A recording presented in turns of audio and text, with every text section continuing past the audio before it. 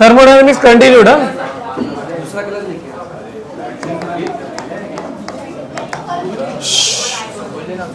हाँ कितना हुआ था हमारा लास्ट क्लास, नोट्स बताओ। पॉलीट्रॉपिक प्रोसेस हुआ था, ओके ओके। हमने ग्राफ बनाए थे क्या एडियाबैटिक प्रोसेस के, equal expansion equal compression, okay ठीक है। पॉलीट्रॉपिक प्रोसेस हुआ और उसके बाद हमने फिर आगे नहीं बढ़ के बोले थे 2 डीपीपी सॉल्व कर लिए थे, याद आ रहा है कुछ? ओके ठीक है। और ठीक है, आज इस चैप्टर को क्लोज करना है हमने को। कुछ अच्छे क्वेश्चंस आपसे डिस्कस कर लेते।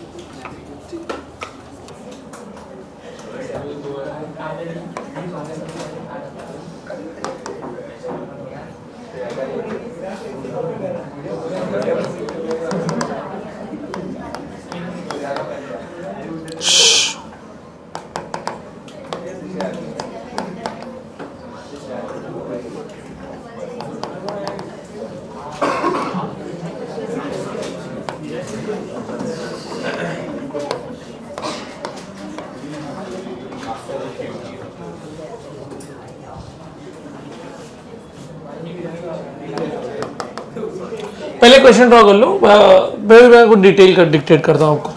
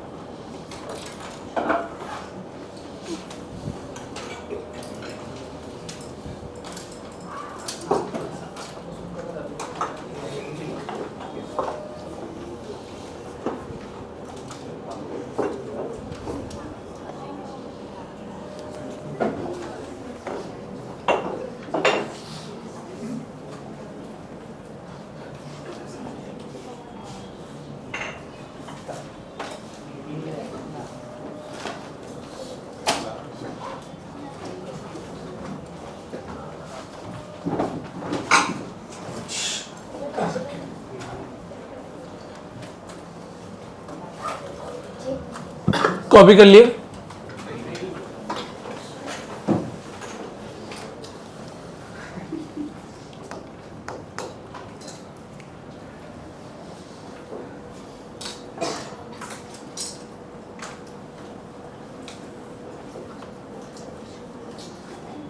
ओके खाली मैं डिस्कस करूंगा, आप बाकी का आइडिया बताना। सबसे पहले आइडेंटिफाई करो कौन सा कर्व है भाई, टीवी कर्व है।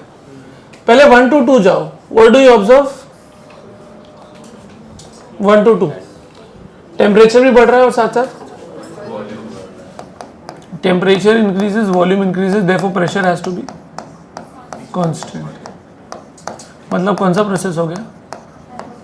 आइसोबैरिक, पक्का बराबर। ओके 2 to 3 में क्या ऑब्जर्व हो रहा है? वॉल्यूम भी डिक्रीज हो रहा है, टेम्परेचर भी डिक्रीज हो रहा है। वॉल्यूम डिक्रीजेस, टेम्परेचर डिक्रीजेस, ठीक है।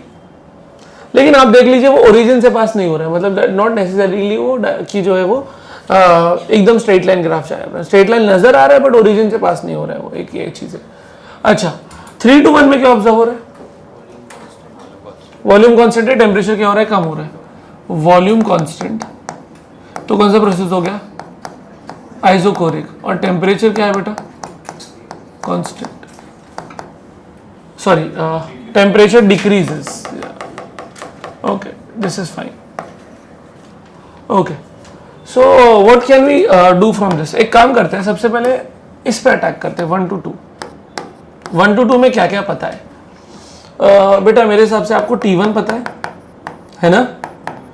T2 भी पता है, क्लियर? ओके क्या हम लोग इसका वर्क डन निकाल सकते हैं? वर्क डन आइसोबैरिक प्रोसेस का फॉर्मूला होता है PdV, या तो एक और फॉर्मूला है, क्या है बेटा फॉर्मूला? NRDT। बोलो ये समझेगा, करेक्ट? कितना होना चाहिए NRDT उसका? N कितना है? 2। R को हम लोग 8.314 ले सकते हैं, डिफरेंस मतलब T final minus T initial. हम लोग T1 से T2 जा रहे हैं ना, तो difference will be T2 minus T1। Orally बता दो कितना रहेगा। तो ये हमको आ गया वर्क डन 1 to 2। अच्छा एक बात बताओ, वर्क डन 3 to 1 क्या होगा? 0, क्योंकि वो कौन सा प्रोसेस है? वर्क डन 2 to 3 आपको निकालना ही है, तो उसको क्वेश्चन मार्क डाल देता हूं। बेटा साइक्लिक प्रोसेस है क्या? तो साइक्लिक प्रोसेस में क्या 0 रहता है? du, है ना। फर्स्ट लॉ के हिसाब से dq should be equal to du plus du 0 हो गया। dw क्या ऐसा ब्रेकअप करो, 1 to 2 वाला, फिर वर्क डन 2 to 3 वाला, फिर वर्क डन 3 to 2। बोलो इतना समझ में आ गया? और dq शायद क्वेश्चन में दिया है, कितना है? आई थिंक इसके आगे आपसे हो जाएगा सॉल्व। बोलो वर्क डन 1 to 2 आपने निकाल लिया, जो भी आएगा आपको 600 into 8.314 बराबर है ना। वर्क डन 1 to 2, 2 to 3 को तो आपने कितना बोला था बेटा? वही निकालना है। और 3 to 2 को क्या बोल दिया था आपने? 0। आई थिंक हो जाएगा सॉल्व। आगे बढ़ सकता हूं, फिर करेंगे, हम छापेंगे, चलेगा। ये पीछे लेता हूं।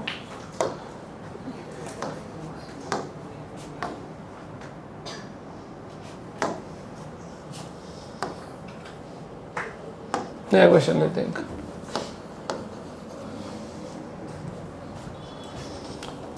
मॉड्यूल दो ना, मॉड्यूल अपना वैसे मॉड्यूल इस पे है, बट फिर भी मॉड्यूल से अगर ले लेंगे तो बेटर है ना, क्योंकि उसमें बहुत छोटे छोटे में करना पड़ता है। बेशर्मो तुम लोग मॉड्यूल नहीं लाते, क्या करने का तुम लोग का? वो देखो पता होना चाहिए ना, इंडेक्स में देख दिखाएगा।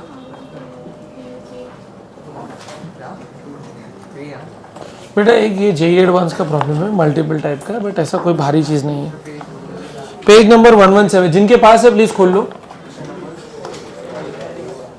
2022 एडवांस का है, क्वेश्चन नंबर 18।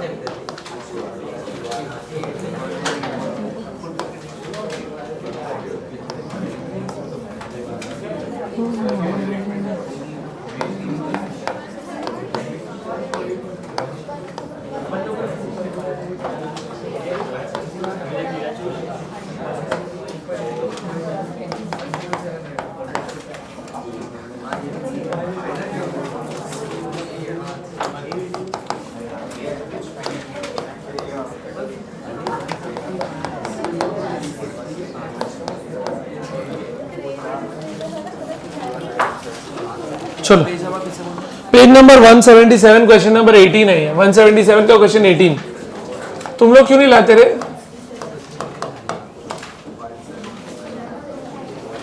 बेशरम क्या है? स्टार्ट करें। एक बेंच पे एक है तो अगर हो जाएगा, क्योंकि इसमें मल्टीपल करेक्ट रहेंगे तो फिर अपने को वो ऑप्शन बार बार डिक्टेट करना पड़ेगा। इससे अच्छा in the given period diagram monoatomic gas, बेटा एक अच्छी बात बोल दी कि कौन सी गैस है वो, तो उसका गैमा भी दे दिया अपने को 5/3। इस फर्स्ट कंप्रेस एडियाबैटिकली, आपको दिख रहा है A to B कंप्रेशन हो रहा है adiabatic from A to B, then it expands isothermally. Okay, इधर लिखना जरूरी है कि भाई ये प्रोसेस जो है वो एडियाबैटिक है, पर ये प्रोसेस क्या है? आइसोथर्मल। ठीक है, then it expands isothermally from state B to C and फिर C to A वो रिटर्न आ रहे हैं। ओके, बोला नहीं है बट वो होना ही चाहिए। ठीक है, और अपने को क्या बोला है पहले देख लो, magnitude of work done. Options पढ़ना जरूरी है ना, क्योंकि पता तो चले कि क्या फाइंड करना है। The magnitude of total work done in the process ABC is 144 joule, the magnitude of work done in process BC is 84 joule, the magnitude of work done. तो मैग्नीट्यूड की ही बात हो रही है ये। अच्छा, C to A का work done बता दो सबसे पहले। 0, तो मेरे हिसाब से तो फोर्थ ऑप्शन आपका डन हो गया। अब जरा काम करते हैं बाकी चीज पे, और मैं आपको बता दूं तो आपसे सॉल्व हो ही जाएगा लगभग। जरा देखो क्या है। अगर BC, अगर वो BC बोल रहे हैं बेटा आइसोथर्मल है, तो कह रहे हैं इसे B का टेम्परेचर और C का टेम्परेचर क्या होना चाहिए? सेम, बराबर है। ओके, ये है PV कर्व। सबसे पहले मुझे ऐसा लग रहा है कि हम लोग को एडियाबैटिक पे काम कर लेना चाहिए। एडियाबैटिक प्रोसेस AB को उठाते हैं, इसका वर्क डन निकालते हैं। वर्क डन का फॉर्मूला पढ़ा है हमने, P1V1 minus P2V2 upon gamma -1। अरे गलती से याद आता है भाई। अब जरा देखते हैं, हम A टू B जा रहे हैं, थोड़ा इसको अच्छे से रीअरेंज करता हूं। तो मतलब P1 मतलब इनिशियल ना, तो PA VA minus PB VB upon gamma minus 1। पहले देखते क्या क्या पता है। PA पता है, हाँ 100 किलो पास्कल है, किलो पास्कल। PA पता है, ओके चलो ठीक है। VA पता है, हाँ ठीक है। What about this PB? PB नहीं पता है, PB पता है। VB पता है क्या अपने को? नहीं पता है। अच्छा क्या करें अभी, ये तो अटक गए, इसमें से एक डेटा नहीं पता है। तो क्या हम ये लगा सकते हैं, जरा मुझे बताना, P V raise to gamma is constant. तो जरा बताना PA VA PB VB लग सकता है। अब जरा इसको स्टडी करो।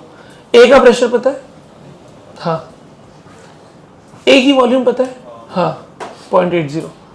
B का प्रेशर पता है, हाँ। तो क्या B की वॉल्यूम आ जाएगी? तो कहने से पहला स्टेप हम ये कर लेते हैं कि हम B की वॉल्यूम कैसे भी करके निकाल लेते हैं। बोलो कैसे निकाले? पुट द वैल्यूज, जस्ट फटाफट बोलो। हाँ B का हमको क्या चाहिए बेटा? ये P है, सॉरी। तो A का प्रेशर कितना ले लें बेटा हम लोग? 100। A की वॉल्यूम कितनी ले लें हम लोग? 0.8, बट रेज टू गैमा है तो रेज टू 5/3 अपॉन VB चाहिए था, यहाँ पे भी रेज टू 5/3 आने वाला है। ओके या पूरा ऐसा करूँ क्या? अच्छा ऐसा ही रहेगा ना कि हम यूँ कर लें कि VB upon VA is equal to PA upon PB raise to 5/3। बोलो ये समझेगा? 5/3 की जगह पे उल्टा हो जाएगा 3/5। अरे आपको समझा क्या? वो उधर चला गया। PA कितना है? PA है हमारा 100 और वो है, ओरली कर लेते हैं 1/3 डायरेक्ट लिखो चलेगा। अच्छा कोई हिंट वगैरह भी दी है ऐसा लग रहा है, देखो देखो हिंट दी है, देखो क्वेश्चन देखो 1/3 raise to 0.6 is how much? 0.5। तो इसको अप्रोक्सीमेटली एग्जामिनर ने बोला 0.5 लेने को, और VA को उधर ढकेल दो जो कि आपके लिए कितना था? 0.8। तो 0.8 इंटू 0.5 कितना हो जाएगा बेटा? 0.4। अरे बोलो समझा? तो इसका मतलब हमने ये चीज निकाल ली, यहाँ की वॉल्यूम कैसे ना कैसे करके हमको आ गई 0.4। ठीक, ये हो गया। अब बताओ ये फॉर्मूला सॉल्व हो सकता है अपने लिए? पक्का? पुट कर दो। चुप ही नहीं हो रहे भाई आप लोग, ध्यान दो इधर। हाँ चलो जल्दी जल्दी बताओ। A का प्रेशर बता दो फटाफट बेटा। 100 किलो पास्कल है, बाहर 10⁻³ कॉमन लेना रहेगा। अच्छा ये वॉल्यूम किसमें दी है अपने को? Metre cube. V की A की वॉल्यूम कितनी है? 0.8 माइनस B का प्रेशर कितना है? 300। V की वॉल्यूम कितनी है जल्दी बोलो, अभी निकाला 0.4 और 10⁻³ कॉमन ले लिया, उसका रीजन बताओ। किलो पास्कल था। और गैमा -1 5/3 -1 मन में कर लो, बोलो कितना हो जाएगा? 2/3। तो 2 इधर आ गया, 2/3 अब इसको देखो कितना सिंप्लीफाई हो सकता है, उतना कर लेते हैं। बताओ कितना होगा ये हो जाएगा 80, ये हो जाएगा कितना? 75। नहीं कितना हो रहा है भाई ये? 120। हाँ 80 ये अपना 80 हो रहा है, और वो हो रहा है अपना 80 माइनस 120, ये बराबर है 10⁻³ इधर और 3 ऊपर चढ़ा दिया, 2 इधर रखा। कितना आ रहा है बेटा अपना आंसर? हो रहा है -40 इंटू -60। करेक्ट। अब इधर देखो क्वेश्चन में एग्जामिनर कितना स्मार्ट है, उन्होंने पहली लाइन में क्या लिखा है? The magnitude. दिखा? अरे देखो ना, कहीं पे भी उसने प्लस और माइनस का लफड़ा नहीं पाला है, क्या लिखा है? Direct magnitude. तो हमको मैग्नीट्यूड कितना आया? 60 और 10⁻³ को फिर से की लिख दो। बोलो ये समझा? तो अपना कौन सा ऑप्शन सही जा रहा है? A to B का वर्क डन हमने निकाला, C ऑप्शन सही जा रहा है, D तो पहले से ही सही था। अब और किधर मेहनत करनी है अपने को? अब और कौन सा ऑप्शन है? एक है BC। चलो अभी BC पे आओ। थक तो नहीं गए ना? देखो स्लो कर रहे हैं ताकि आंसर पे चले जाए। बोलो BC कौन सा प्रोसेस है? वो आइसोथर्मल। आइसोथर्मल का वर्क डन का फॉर्मूला होता है बेटा NRT log of V final upon V initial. Final क्या है बेटा वी सी और इनिशियल क्या है वी बी, करेक्ट। और ये आपका वर्क डन वी सी आएगा। अब जरा इसमें देखते हैं कि हमारे पास क्या डेटा अवेलेबल है। क्या आपको वी सी पता है 0.8 दिख रहा है? क्या आपको वी बी पता है 0.4? क्या आपको टेम्परेचर पता है बी का या सी का? नहीं, बट मिल सकता है ना। कैसे मिल सकता है जरा देखो। According to ideal gas equation, यहां पे लिख रहा हूं, बताना आपको समझेगा तो, PV should be equal to nRT. ए ए ए बोलो, समझा? बताओ ए का प्रेशर कितना था 100, ए की वॉल्यूम कितनी थी 0.8, नंबर ऑफ मोल्स कितना लेने बोला था 2, आर की वैल्यू नहीं पता, बराबर, और टी ए। अच्छा, क्या ऐसा बोल सकता हूं एनआरटीए को ही डायरेक्टली पीएवीए डाल दूं? क्यों मैं अलग से टीए निकालूं? समझा मेरी बात? तो हम यहां से डायरेक्टली बोल देते हैं कि डायरेक्ट इस चीज को पुट कर देते हैं। क्यों इतना टेंशन लेने का? N R T B, sorry हम क्या कर रहे थे, ए के लिए कर रहे थे ना, नो, ए के लिए करने की जगह पे हम करते हैं बी के लिए, P B V B N R T B. अब होगा काम। चलो बोलो, एन आर टी बी की जगह पे हम लोग डायरेक्ट लिख सकते हैं P B V B L N V C by V B. अब बताओ पी बी कितना है, प्रेशर एट बी पता है अपने को ना 300, volume at B 0.4, L N V C by V B, V C कितनी नजर आ रही है 0.8, 0.8 अपन 0.4 2। अच्छा, log 2 का वैल्यू उन्होंने लेने बोला है, कितना लेने बोला है 0.7। जरा पुट कर दो बेटा, ये मल्टीप्लाई कर दो, कितना हो जाएगा 120 हो जाएगा। 120 इंटू 0.7, याद है किलो भी लेना रहेगा। कितना हो रहा है भाई अपने पास 84। तो ये बी ऑप्शन भी सही जा रहा है बेटा।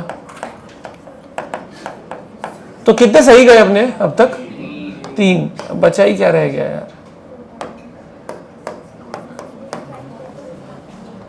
अब क्या निकालने बोला है बेटा? 60 हो गया, ये हो गया, टोटल वर्क डन निकालने बोला है। लेकिन अब जरा देख लो, तुमने बोला था सीए का वर्क डन कितना है? तुमने बोला था सीए का वर्क डन कितना है 0। हमने इसका वर्क डन निकाला, माइनस में आया था, ये याद रखना 60, बराबर, क्योंकि कंप्रेशन था तो माइनस ही रहेगा, और ये एक्सपेंशन था, ये प्लस में हमको कितना आया 84। तो अभी टोटल कितना अगर ऐड कर दूं तो कितना होगा बेटा टोटल वर्क डन? साइन को फॉलो करते हुए ऐड करूंगा तो आंसर होना चाहिए 24, और वो कितना बोल रहा है 144, तो वो तो नहीं होना चाहिए। क्लियर? तो क्या ऑप्शन सही जा रहा है अपना? B C D. ठीक है, क्लियर, सिंपल। ये एक अच्छा क्वेश्चन था, लेंदी था इसलिए हमने लिया। आगे बढ़ सकते हैं क्या? Magnitude of work done process BC is 84। बोलो, तो मैच तो हो रहा है हमारा। अगर आप चलो करो, ये भी कर लेते हैं, मान लो एक बार ट्राई कर लेते हैं। P B V B equal to N R T B. P कितना था पी बी कितना था 300, वी बी था 0.4, एन 2 था, आर एज इट इज रहने दो। तो टी बी की वैल्यू कितनी आ रही है आपके पास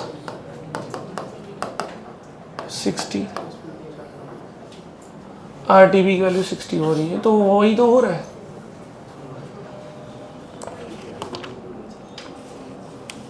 देखते हैं भाई, मुझे तो ये सही जा रहा है।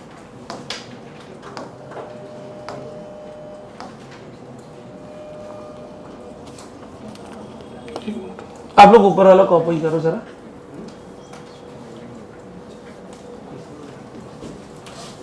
जूम आउट करो या ठीक है?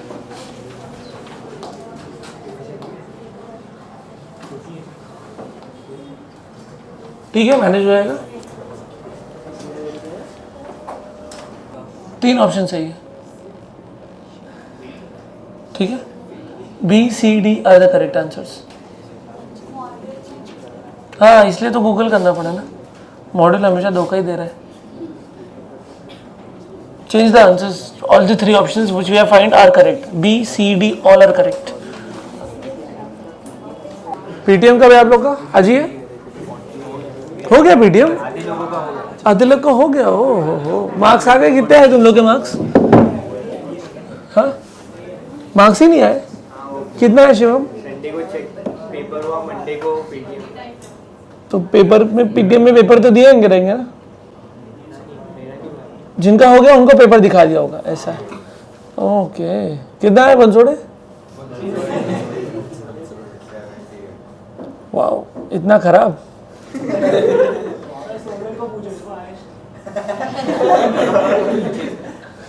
कितना नेगेटिव पॉजिटिव? कितना कितना पॉजिटिव?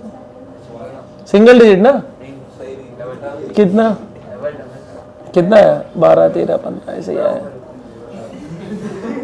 अली कितना है बेटा? 95 91. देखो कितना है भाई लकड़ा वाला. देखो कितना है?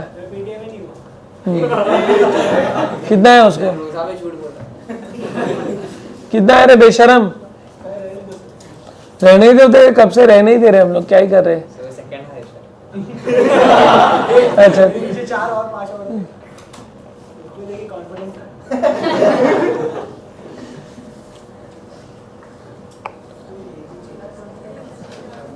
हाइस्ट कितना गया? 100 के ऊपर किसको आया है? ओके कितना है बेटा? 115 111 148 102 165.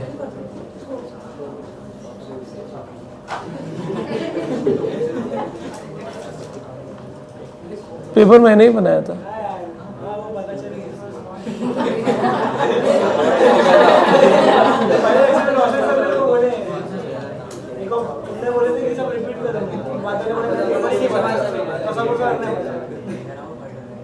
तो मतलब क्या डैड मैं रिपीट करूं मैं पागल की तरह? अगर पेपर डिफिकल्ट होता तो 100 भी क्रॉस करना मुश्किल होता. पेपर वो स्टैंडर्ड. तो बैठ हो रहा.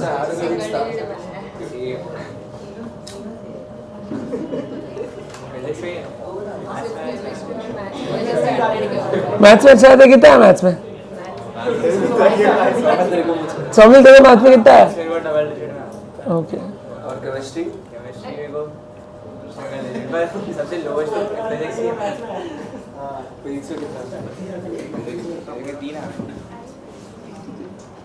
मतलब करेक्ट देख रहा हूं क्योंकि मैंने बाट और वो सब मैं देख के गया था ना. हाँ हाँ मुझे वो सब सिमिलर लगा था. सॉल्व ही करने के पेपर के लिए वॉशरूम में नहीं आता.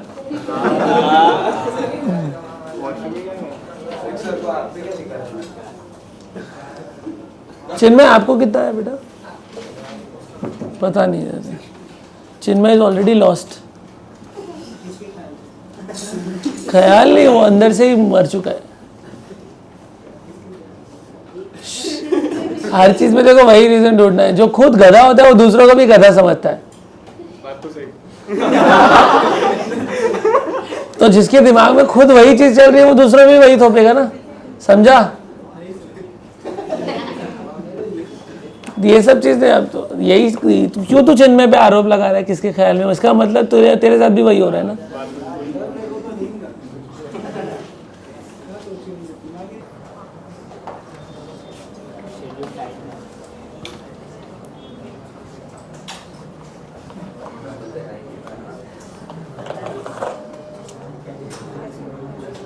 Hello good morning. बोलिए ना सर.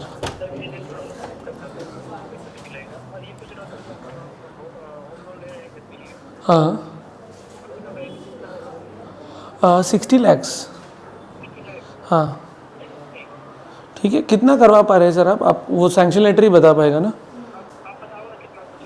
सर 40 तक हो गया तो अच्छा है. देखो सर 40 तक हो गया तो हाँ, तो 40 तक अगर हो गया तो अच्छा है. लेने टाइम पे अपन 35 कर लेंगे, 30 कर लेंगे, जैसा भी अपना कैश रेडी हो पाएगा. चलेगा ना सर, वो अच्छा है ना अपने लिए, उसमें अपना अपना प्रोफाइल अच्छा हो जाएगा ना। 40-45 भी हो गया तो भी बहुत है सर, चलेगा। ओके, OTP सर मैंने अभी लेक्चर में हूँ तो मैं आपको ना OTP मैसेज करूँगा सर, ठीक है, चलेगा। ओके ओके ठीक है।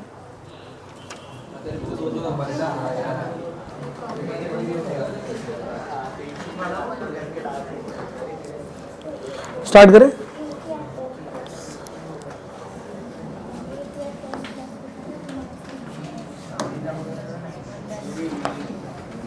बेटा we are starting with heat engine. चलो, क्या होता है इंजन बेटा? इंजन तो सबको पता ही होगा, बराबर है। बाइक में होता है, कार में होता है, ट्रैक्टर्स में होता है, बहुत सारी जगह पे इंजन लगता है। इंजन बेसिकली आपको बेटा कुछ फ्यूल देना पड़ेगा और उसके बाद वो आपको कुछ काम करके देगा। मैकेनिकल वर्क हो सकता है, इलेक्ट्रिकल वर्क हो सकता है, बराबर, सिंपल। तो इंजन का डेफिनेशन ये देखिए, अभी बातें कम हो जाना चाहिए।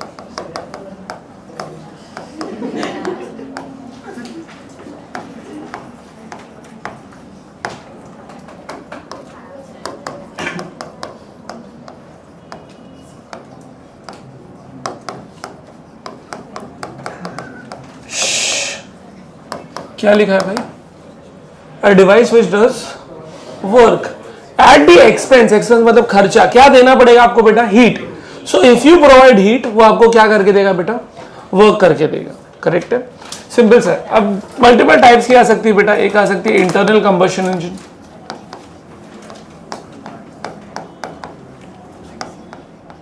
आईसी बोलते हैं इसको हम लोग, IC engine. External combustion engine मतलब कंबशन बाहर हो रहा है। बेटा आपने स्टीम इंजन सुना है? स्टीम इंजन में बेटा कंबशन बाहर हो रहा है, ठीक है, कोयला जलाया जा रहा है, उससे स्टीम कन्वर्ट हो रहा है, फिर वो स्टीम जा रहा है इंजन में, फिर वो हो रहा है पिस्टन वगैरह में जा रहा है। इंटरनल कंबशन मतलब आपका बाइक का सिस्टम है, जहाँ पे बेटा यहाँ से आपका फ्यूल एयर मिक्सचर आ रहा है, ठीक है, ये फ्यूल आ रहा है, यहाँ से एयर आ रहा है, फिर अंदर का कुछ मैकेनिज्म है, यहाँ से पिस्टन आ रहा है वैसा ऊपर की तरफ, फिर यहाँ से एक स्पार्क प्लग है, वो स्पार्क इग्नाइट हो रहा है, फिर वो पिस्टन ऊपर नीचे जा रहा है, ये मैकेनिज्म। पूरा इंजन तो हम पढ़ने ही नहीं वाले क्योंकि कोई 6 महीने की बात है, हम खाली आपको समझा रहे हैं, ठीक है, ये सिंपल सा आइडिया। अच्छा, इसमें कुछ वर्किंग सब्सटेंस लगता है, ऐसे तो इंजन चलेगा नहीं बेटा, क्या आपको देना पड़ेगा? फ्यूल लगेगा, बराबर। तो आप पेट्रोल यूज कर सकते हैं, और बोलो क्या यूज कर सकते हैं? डीजल, और क्या यूज कर सकते हैं? CNG, और क्या यूज कर सकते हैं? LPG, हाइड्रोजन फ्यूल भी यूज कर सकते हैं, यस। गैसोलीन यूज कर सकते हैं, बराबर है। केरोसिन भी यूज कर सकते हैं, हाँ केरोसिन भी यूज कर, यस। कुछ लोग पानी वानी भी बना रहे, सिर्फ चला रहे, बराबर है, यस। हाँ वही हाइड्रोजन फ्यूल, वो सब उसको ब्रेकअप वेकअप करके केमिस्ट्री थोड़ा एडवांस लेवल पे, तो ये सब है। तो हम लेकिन सबसे लेजेंड वाली चीज यूज कर रहे हैं, क्या यूज कर रहे हैं? आइडियल गैस, ना डीजल ना पेट्रोल, क्या यूज कर रहे हैं अपन? Ideal gas, simple understanding. Okay, इतना आइडिया क्लियर हो गया इसका। अब इसका एक स्कीमेटिक डायग्राम है, वो समझ लो।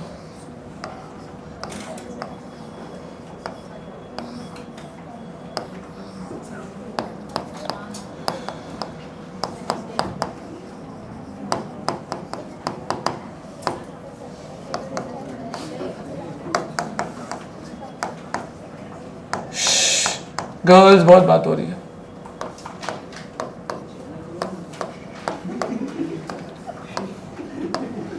चलो जरा समझो। तो क्या हुआ dear students, try to understand. Heat engine में हुआ क्या? हाई टेम्परेचर से कुछ हीट ली गई और बदले में क्या मिला अपने को बेटा? वर्क करके। लेकिन सारी की सारी हीट वर्क में कन्वर्ट नहीं हुई, कुछ हीट रिजेक्ट हो गई। हीट रिजेक्टेड कौन सी बेटा? Q2। हीट टेकन, सिस्टम ने कौन सी हीट ली? Q1। और क्या करके दिया सिस्टम ने? Work, W। अगर मैं आपसे एरो के हिसाब से पूछूं तो entering the system is Q1 and exiting the system क्या? एग्जिट करने वाली दो चीजें, कौन कौन सी? Q2 एंड W, बराबर। तो Q1 should be equal to Q2 plus W, और एरो डायग्राम के हिसाब से तो फिर W क्या हो जाएगा? Q1 minus Q2। समझा? तो क्या मैं बोल सकता हूं work done W is Q1 plus minus Q2। Sir ऐसा माइनस प्लस माइनस क्यों लिखा है? एक ही आप ही बताओ ना बेटा, Q1 प्लस माइनस Q2 लिखने का रीजन ये है क्योंकि Q1 is heat given to the system, sign convention बोलता है heat given to the system is taken as positive and Q2 is heat remove from the system, heat remove from the system is taken as negative. तो हो जाएगा आपका Q1 minus Q2। इतना समझ में आ गया। अब there is something called as efficiency. अच्छा यहां पे Q1 क्या था, होता हीट सप्लाइड, Q2 को क्या बोल सकता हूं मैं, हीट रिजेक्टेड।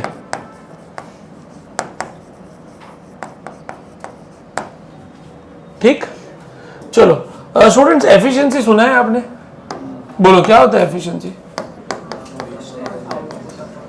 यस यस, किसी ने बहुत सही बोला, एफिशिएंसी सर इस सिंबल को हम लोग बोलते हैं ईटा। क्या बोलते हैं बेटा, पहली बार देख रहे हो क्या?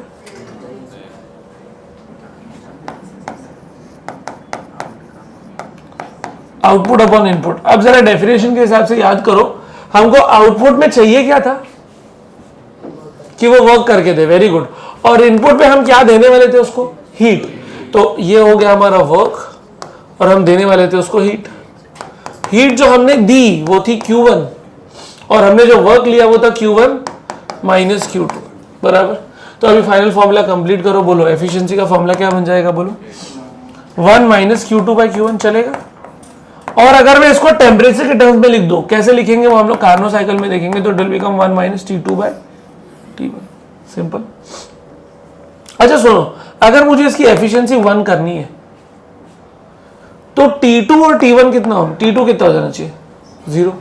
अरे तभी तो 0 अपॉन T1 बराबर। इसका मतलब क्या हुआ आप समझो, इसका मतलब ये हुआ कि आपने या ऐसा T2 0 की जगह पे Q2 0 लिख दे रहा हूं, एक ही बात होगी ना कि सर अगर Q2 0 है मतलब एफिशिएंसी 1 है, इसका मतलब कोई भी हीट रिजेक्ट, सारी की सारी हीट ने क्या कर दिया, वर्क डन करके दे दिया। पॉसिबल है, पॉसिबल ही नहीं है ना भाई, कुछ तो रिजेक्ट होगा, अंडरस्टैंडिंग। तो ये जो है वो आपका एक स्टेटमेंट आएगा, शायद आपने केमिस्ट्री में पढ़ा होगा, it is impossible to construct a machine with 100% efficiency. तो कोई भी मशीन 100% एफिशिएंट नहीं है। और अगर मुझे एफिशिएंसी 0 करनी है तो Q2 और Q1 को क्या कर दो, बराबर कर दो। सर वो कोई सेंस नहीं बनता, हाँ सेंस बनेगा ही नहीं ना। तो हीट आएगी कहाँ जाएगी कहाँ, अरे heat always flow from high temperature to, समझ में क्लियर। चलो आगे बढ़ते हैं।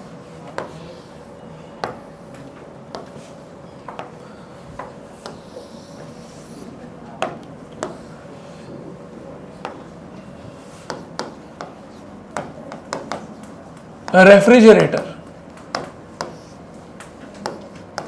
ये ऑपोजिट है बेटा, opposite to heat engine. Heat engine आपको वर्क डन करके देता है, इस पे हमको वर्क डन करना पड़ेगा, करेक्ट। काम क्या है इसका, डेफिनेशन मैं अगर लिख दूं इसका, तो यहां पे डेफिनेशन लिख देता हूं।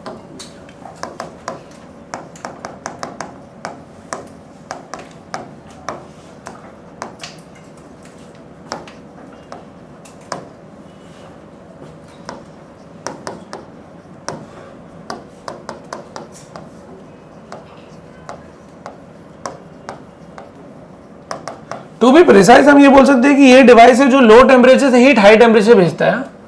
ये समझना किधर से किधर भेजता है, लो से हाई। एक बात बताना मुझे बेटा, heat always flows from where to where, high to low. तो लो टू हाई करने में मेहनत तो करनी पड़ेगी ना। देखो पानी ऊपर से नीचे आता है, ये तो आपको पता है ना भाई, नदी का पानी, गंगा नदी जो है वो ऊपर है हाई एरिया पे, तभी तो इधर आ रही है, बराबर है, सिंपल सा मैकेनिज्म है। और पानी को नीचे से ऊपर लेके जाना है तो पंप लगता है, पंप इज एक्सटर्नल डिवाइस। तो हम भी वही कह रहे हैं कि अगर हीट हमको लो टेम्परेचर से हाई टेम्परेचर कराना पड़ेगा तो क्या करना पड़ेगा, वर्क डन करना पड़ेगा। फॉर एग्जाम्पल अभी हो क्या रहा है, एसी चालू है, सर रेफ्रिजरेटर में एसी क्यों ला दिया, दोनों का काम सेम ही है, ठंडा ही करना है ना दोनों का काम। बस ये है कि रेफ्रिजरेटर की कैपेसिटी छोटी है, उसको बस उतने से एरिया में काम करना है, और एसी को पूरे से क्लासरूम में करना है। तो आपके बॉडी से इस वक्त क्या किया जा रहा है, हीट निकाला जा रहा है, तो आपको ठंडा किया जा रहा है। बट वो हीट निकाल के फेंका किधर जा रहा है, बाहर। टेक्निकली देख रहे हैं तो सराउंडिंग हाई पे है, और आप किधर है, तो हीट शुड फ्लो फ्रॉम, हम क्या कर रहे हैं, तो फ्री में नहीं होने वाला। क्या करना पड़ेगा उसके लिए, हमको एक्सटर्नल वर्क करना पड़ेगा। तो इसमें एक कंप्रेसर लगा हुआ है, एक आउटडोर यूनिट है जो एक्स्ट्रा हीट आपका निकाल के किधर फेंक रहा है, बाहर फेंक रहा है। Understanding that outdoor unit is your external part, correct है। तो इसका स्कीमेटिक डायग्राम समझो।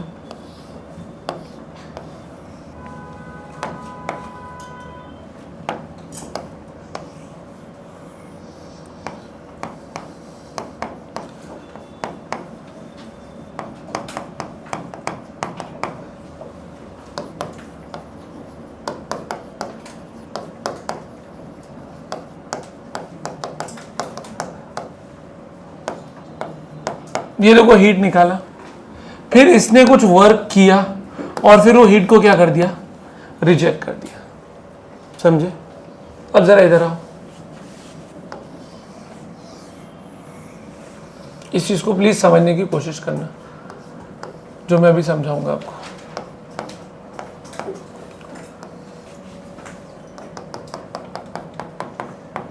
बेटा ये है आपका आउटडोर वाला पार्ट और ये है आपका इंडोर वाला पार्ट, ठीक है। इंडोर वाले पार्ट में बेटा आपने क्या रखा है, एप्पल रखा है ना, सब्जी रखी है, वो सब रखी है। आउटडोर वाला पार्ट, फ्रिज का अलग से आउटडोर यूनिट नहीं होता है, पीछे ही रहता है, क्योंकि फ्रिज जो हीट रिलीज करता है उसे पीछे की दीवार गर्म होती है बट पूरा घर गर्म। व्हाट इफ हम एसी का आउटडोर यूनिट अंदर रख दे तो लेने के देनी पड़ जाएगी, क्योंकि इसकी कैपेसिटी बहुत ज्यादा है, अंडरस्टैंडिंग है। तो अभी कभी कभी ऐसा क्वेश्चन भी आता है कि भाई अगर हमने मान लो फ्रिज का दरवाजा खोल दिया गर्मी में, बराबर है, चलो भाई इसका दरवाजा खोल के सो जाते हैं तो ठंडा ठंडा लगेगा, मजा आएगा, 1 घंटा भाई दिन की नींद अच्छी हो जाएगी।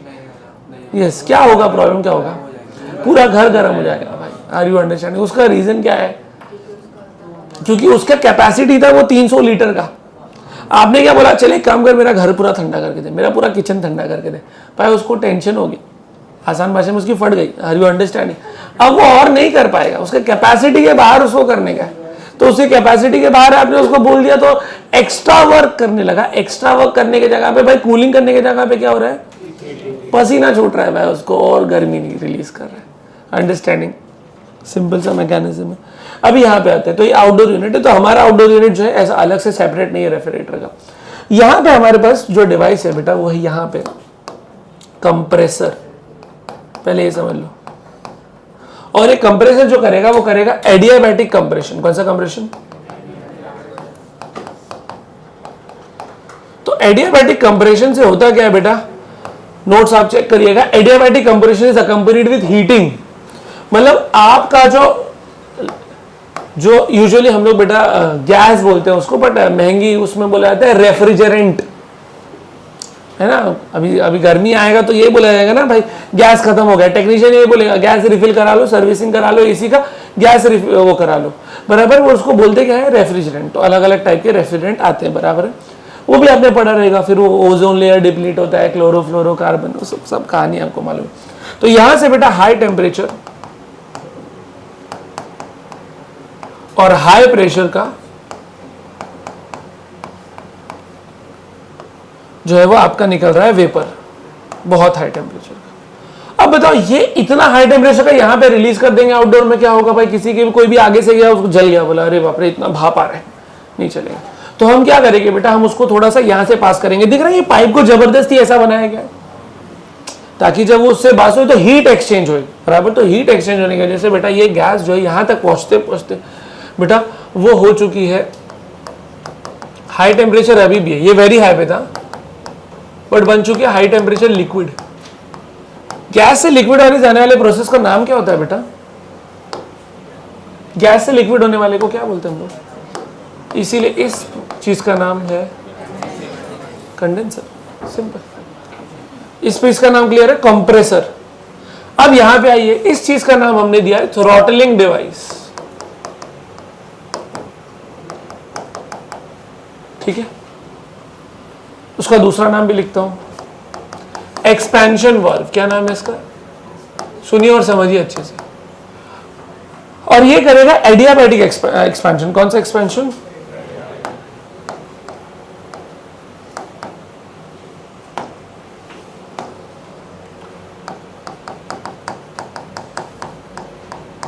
Adiabatic expansion is accompanied with cooling, बहुत कूलिंग करेगा। तो बहुत कूलिंग की वजह से यहां पे आपको क्या मिलेगा, कूल्ड, लो टेम्परेचर, एकदम चिल्ड। कूल टेम्परेचर लिखने की जगह लो टेम्परेचर लिखता हूं, लो टेम्परेचर, बट प्रेशर अभी भी हाई रहेगा। नहीं, प्रेशर थोड़ा यहां तो एंट्री करते वक्त हाई था, यहां पे प्रेशर कम हो जाएगा। क्या बन चुका है बेटा, लिक्विड। अच्छा, अब ये आपके ना बेटा, आपने कभी देखा होगा फ्रीजर का, कभी सेक्शन देखो पीछे साइड, आपको पाइप नजर भी आएंगे, तो यहां से हो जाएगा। अब आपने मार्केट से एप्पल लेके आए थे जो कि गर्म था, तो एप्पल से क्या किया उसने, हीट निकाला, तो हीट निकाला तो वो लिक्विड यहाँ पे आते आते क्या बन जाएगा, थोड़ा वेपर। अंडरस्टैंडिंग। इधर का प्रोसेस को हम लोग बोलते हैं, क्या लिखा है बेटा, इवेपोरेटर। मैकेनिज्म क्लियर है, कंप्रेसर, कंडेंसर, एक्सपेंशन वाल्व और इवेपोरेटर। आपने देखा होगा आपके फ्रिज पे कभी कभी ऐसा जैसे ग्रिड लगा रहता है, स्टील का पेंट किया रहता है ब्लैक कलर का, वो हीट एक्सचेंज करने के लिए है। सेम चीज यहाँ पे भी रहता है, ठीक है, वो ग्रिड होता है। और कभी कभी यह प्रोसेस में आप देखो कि वहाँ पे फ्रॉस्टिंग भी हो जाती है, तो फ्रॉस्टिंग होती है तो उसके लिए अपन एक नीचे जो है वो एक एक्सटर्नल पाइप लगाते हैं। अरे भाई एसी में पाइप लगा रहता है, बराबर है, तो वो एक्स्ट्रा जो कंडेंस हो रहा है, जो निकल रहा है, वो भाई उसके पाइप से वो बाहर निकल जाता है। इसमें पहले पुराने वाले में ऐसा आता था कि वहाँ पे एक डब्बा रहता था जिसमें वो कनेक्ट होता था, एक बटन आता है, मतलब डीफ्रॉस्ट का, पुराने वाले को, तो बर्फ पूरा जो अपने फ्रीजर में जम जाता था वो पूरा मेल्ट हो जाता था, याद आ रहा है कुछ, फिर वो डब्बे में भर जाता था। अगर पुरानी एसी एकदम, उसको बाहर खाली करना पड़ता, तो वो मैकेनिज्म है। अंडरस्टैंडिंग। तो ये आपका इंडोर, ये आपका आउटडोर, सेम चीज। थोड़ा आगे बढ़ते हैं। इसमें बेटा एफिशिएंसी नहीं आता, इसमें आता है दूसरा word, coefficient of performance. Coefficient of performance,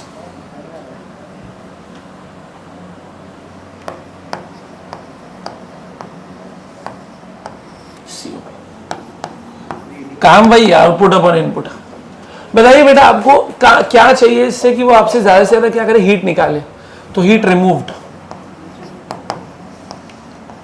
but उसके लिए आपको इनपुट में क्या करके देना पड़ा बेटा, वर्क करके देना पड़ा। अब जरा मुझे यहां से डायग्राम से बता दीजिएगा, अगर आप एरो को फॉलो करें तो दो एरो एंटर हो रहा है, कौन सा दो एंटर हो रहा है, Q2 और W, और कौन सा एग्जिट हो रहा है, तो Q2 plus W should be equal to what, तो W will be what, Q1 minus Q2, same वही बात होगी ना।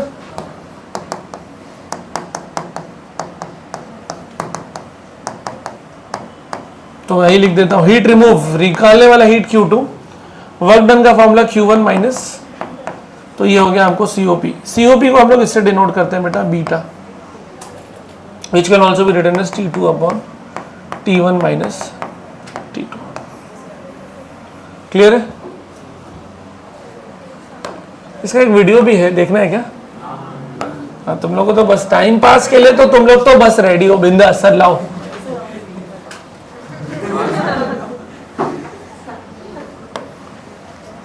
Research purpose.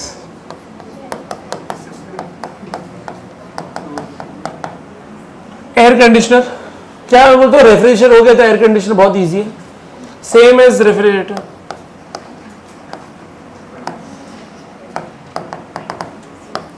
बट इसकी कैपेसिटी किस में मेजर होती है बेटा, टन। टन मतलब क्या, 1 टन, 1.5 टन, 2.5 टन, क्या ये टन, तो टन मतलब कितना होता है, 1000 किलो, 1000 किलो का एसी है ये, नहीं। हाँ तो किस, क्यों कैपेसिटी 1000 में बोल रहे भाई,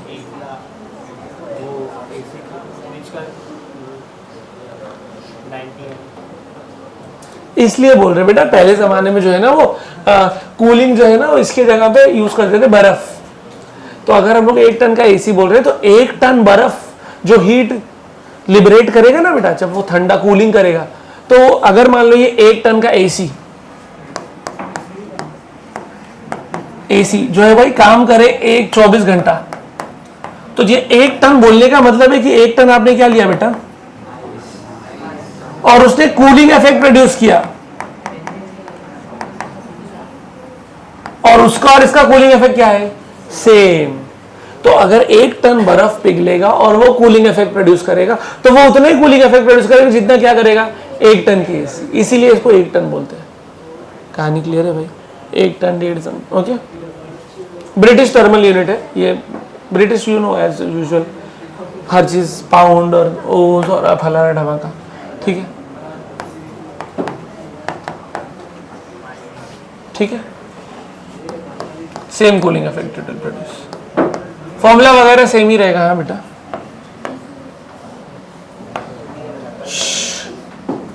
नेक्स्ट आता है हीट पंप। हीट पंप को बेसिकली आप हीटर बोल सकते हो। हीट पंप यहाँ पे तो नहीं लग रहा है अपने को, but when you go to cold areas, बराबर यूपी चले जाए, बराबर मनाली चले जाए, शिमला चले जाए, तो शिवम कहीं गया क्या भाई? Shivam Bihari, okay, UP, okay, ठीक है, fine, okay.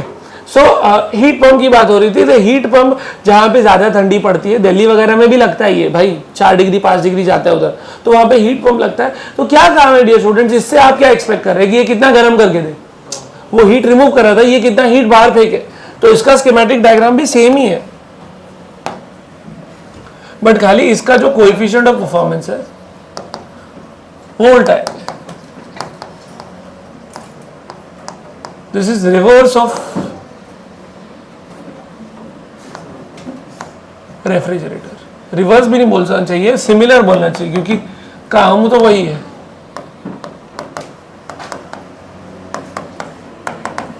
Okay, coefficient of performance इसका देख लिया।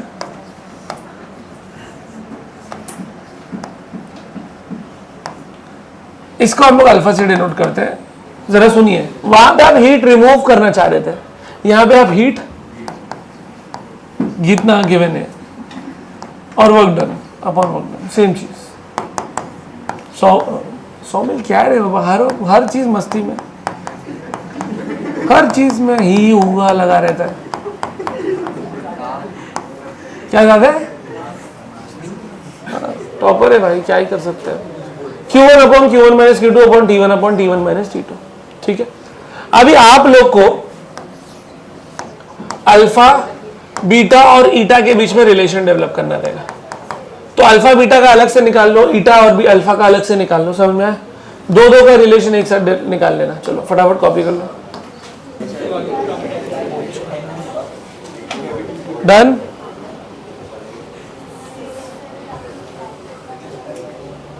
क्या रिलेशन डेवलप हुआ आपका? कुछ डिराइव भी नहीं किए? हाँ, कुछ आया ईटा और बोलो।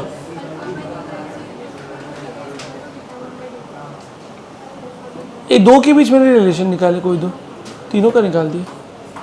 चलो अपन पहले जो है ना ये ट्राई कर लेते हैं।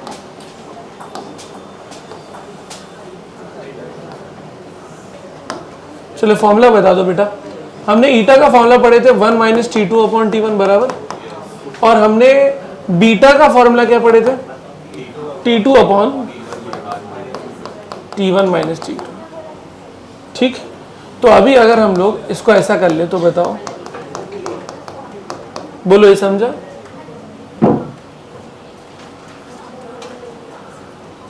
करेक्ट। अच्छा, so can I go with this?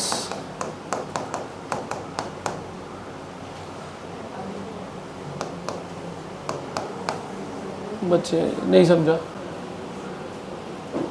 अरे ये इधर गया, बीटा इधर आया, फिर वो उसको प्लस को इधर दे दिया।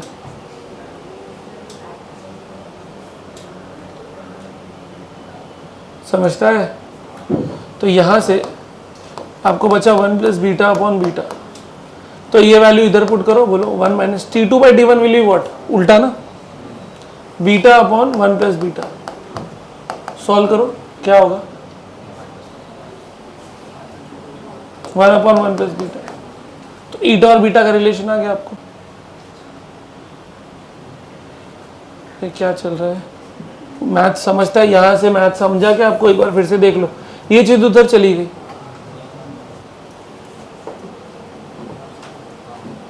करेक्ट। और अगर आपको ये नहीं करना है, आपको और इजी करके दूं तो देखो T2 upon T1 will be equal to 1 minus T2 upon T1। अब तो बोलो ये ठीक है।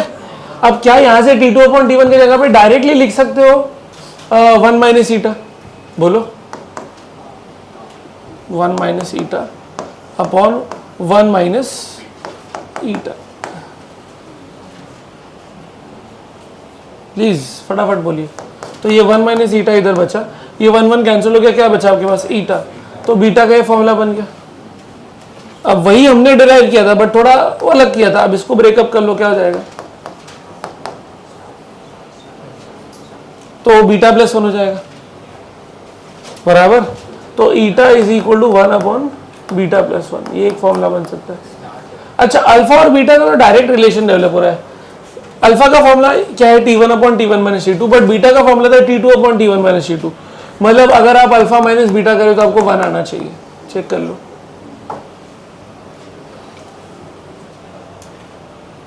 सिंपल, ठीक है। ये सब याद कर लेना, कभी ना कभी काम आएगा। ये let's start with Carnot cycle. नए पेज ले लेते हैं।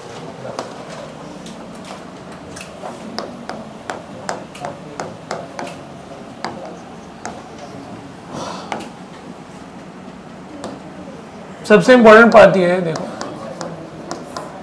कार्नोट है, बोलने के लिए कार्नो बोलेंगे, टी साइलेंट है, फ्रेंच है ये। पहला लाइन बहुत अच्छा लिखा है, क्या लिखा है? What does hypothetical means?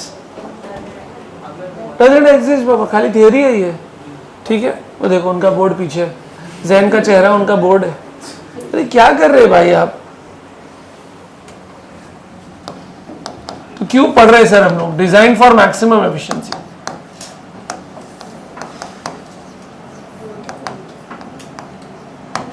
ठीक है, ये साइकिल को हमने बनाया। एक minute, I just cutting phone call.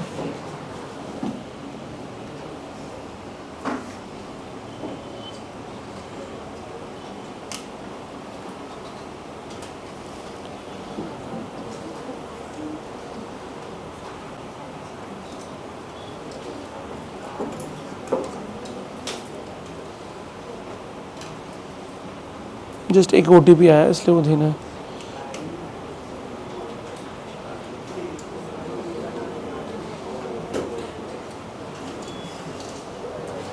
चलो, डिजाइन फॉर व्हाट बेटा? Design for maximum efficiency. Is this part clear?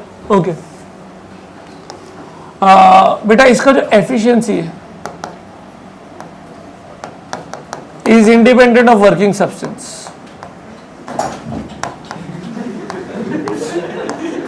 कौन गिर रहा है भाई?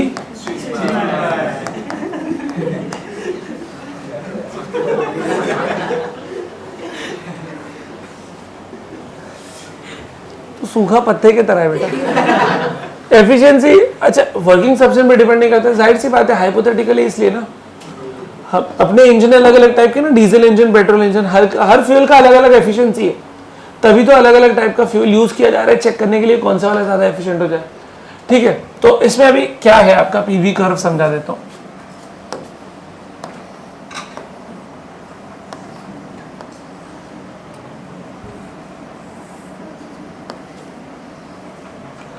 बेटा इसमें आप देख लीजिए, आपको कोई भी स्ट्रेट लाइन नहीं नजर आ रहा, सब कर्व है बराबर। तो इसमें बेटा दो एडियाबैटिक है, दो आइसोथर्मल है, वो आप लोग को आइडेंटिफाई करना है। चलो पहले आप AB और BC में देख लो किसका ज्यादा स्लोप स्टीप है, बोलो।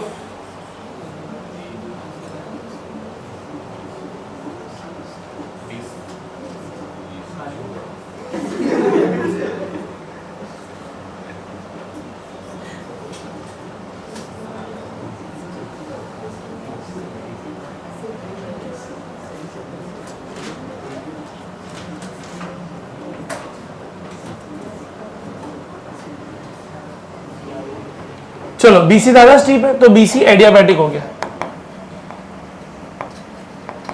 ये हो गया आपका आइसोथर्मल। इसको हम बोल रहे हैं बेटा A to B। जरा बताइए वॉल्यूम इंक्रीज हो रहा है डिक्रीज हो रहा है? अरे भाई दिख रहा है भाई, ये वॉल्यूम वाला कर्व है, इंक्रीज, तो इसीलिए हम लोग बोलेंगे इसको एक्सपेंशन। अच्छा B2C क्या हो रहा है, again you can see volume is increase, तो इसको भी हम लोग क्या बोलेंगे, तो एक एडियाबैटिक एक आइसोथर्मल हो गया। अब बताओ CD कौन सा होगा फिर आपका, CD, इस पे वॉल्यूम बेटा कम हो रही है, तो इधर कौन सा वर्ड आएगा, कंप्रेशन, और ये हो जाएगा आपका आइसोथर्मल कंप्रेशन। अब लास्ट बता दो क्या बचा, एडियाबैटिक कंप्रेशन, AD।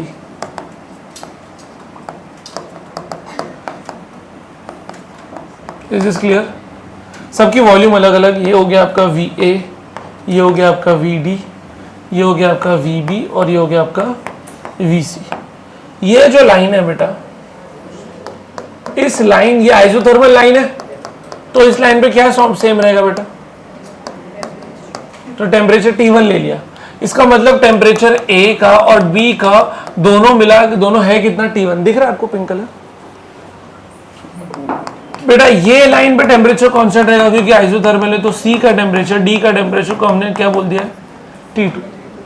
अब थोड़ा वर्कआउट करते हैं इसके ऊपर।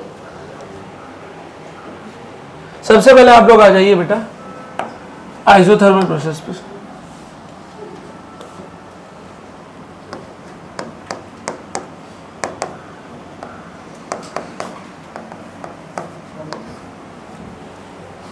AB पे आइए, क्या हो गया, चार्जिंग डन।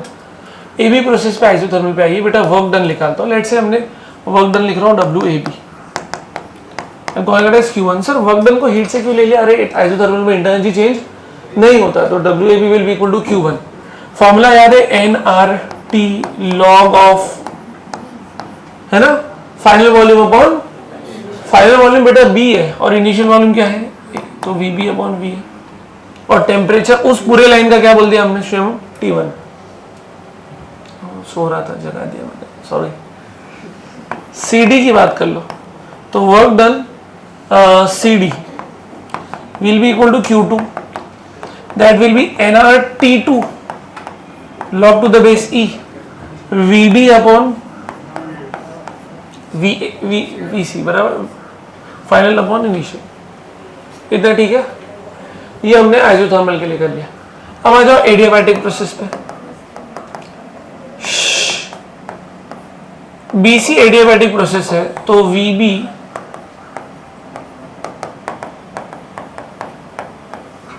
क्या बच्चों आपको ये समझा,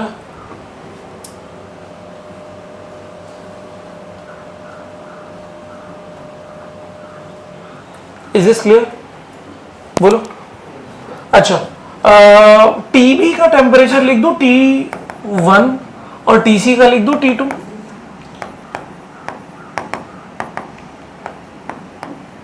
यहां से बच्चों आप लोग मुझे ना T2 बाई T1 निकाल के बताओ कितना आएगा, T2 बाई T1 रीअरेंज कर दो, बोलो VB upon VC raise to क्या -1। तो ये तो BC की बात हो रही थी, DA पे तो एडियाबैटिक है, तो उसके लिए भी ये इक्वेशन लगेगी।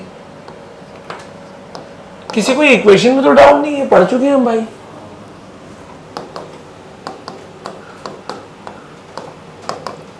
बेटा D का जो टेम्परेचर है वो क्या लेके रखा हमने, T2 VD रेज़ टू क्या -1, और TA का टेम्परेचर हमने क्या लेकर रखा है, TA। यहां से T2 बाई T1 बनाइए, क्या आ रहा है, VA by VD raise to क्या -1। बोलो ठीक है। मैं चाहता हूं कि आप इसको 1 बोल रहा हूं, इसको 2 बोल रहा हूं, इसको 3 बोल रहा हूं, इसको 4 बोल रहा हूं। आप 3 और 4 को तो कंपेयर करें, बोलो क्या बात समझ में आ रहा है आपको 3 और 4 कंपेयर करने से, कि दोनों का लेफ्ट हैंड साइड सेम है, म्हणजे क्या है, राइट हैंड साइड भी सेम होना चाहिए। तो अगर कंपेयर करूंगा तो दोनों का कंपेयर करने के बाद VB upon VC should be equal to VA upon VD, या यहूं को VB upon VA is equal to VC upon VD, correct. अच्छा, अब अगर आप 1 और 2 को डिवाइड करें,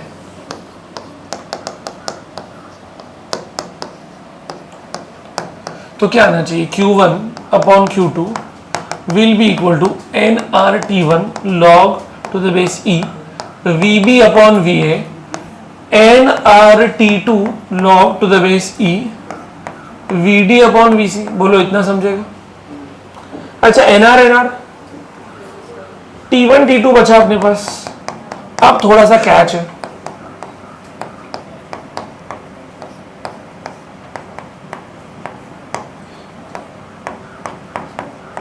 बोलो मैंने क्या किया, उल्टा कर दिया, अरे बोलो, है ना, तो माइनस आ गया। अच्छा VB अपॉन VA और VC अपॉन VD तो इक्वल है ना इक्वेशन नंबर 5 के हिसाब से। तो अगर वो इक्वल है तो ये पूरी चीज कैंसिल, तो आपके पास बचा क्या, T1 अपॉन T2। माइनस आ रहा है तो मैंने यहाँ पे एक काम कर लेता हूँ, मॉड ले लेता हूँ, या चलो माइनस ले भी लिया तो समझाने के लिए। तो क्या ऐसा लिख सकता हूँ कि Q1 अपॉन Q2 का मॉड मुझे क्या देने वाला है। अब आपको याद है हम लोग डायरेक्ट एफिशिएंसी में कैसा शिफ्ट करते थे, Q को हम लोग T बना देते थे, तो वो पूरा इतना बड़ा कहानी से आता है चीज। कार्नो इंजन, बोलो एफिशिएंसी क्या आएगी इसकी,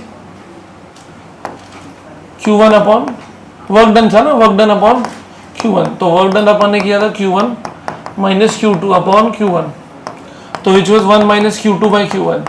क्या अब हम आराम से कह सकते हैं कि Q2 अपॉन Q1 की जगह पे हम आराम से लिख दें T2 अपॉन T1। पहले तो ऐसे ही लिख दिया था कि हीट को टेम्परेचर के टर्म से लिख दिया था, अब यहाँ पे प्रूफ भी कर दिया हमने। ठीक, ये हो गया कार्नो इंजन। वैसे ही क्या आ जाएगा बेटा, कार्नो रेफ्रिजरेटर, बट उसको लिखने की जरूरत नहीं, सेम ही कहानी, सिंपल। यहाँ पे कार्नो थ्योरम आएगा, HSC पार्ट है वो, बराबर। तो HSC में क्या बोल रहे, कार्नो थ्योरम, ये बोल रहे कि भाई इससे ज्यादा एफिशिएंट कोई नहीं है। ठीक है भाई, तुमने खुद ही बनाया, हाइपोथेटिकल है तो बोल भी लो। दूसरा ये बोल रहे हैं कि भाई इसका वर्किंग सब्सटेंस पे कोई लेना देना नहीं है।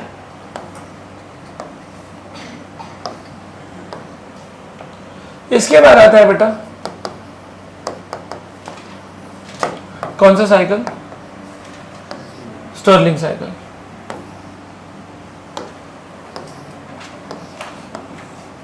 चिन्मय रेडी रहना बेटा, तेरे से सवाल आने वाला है। सौमिल और चिन्मय, अपने दोनों बच्चे रेडी रहे।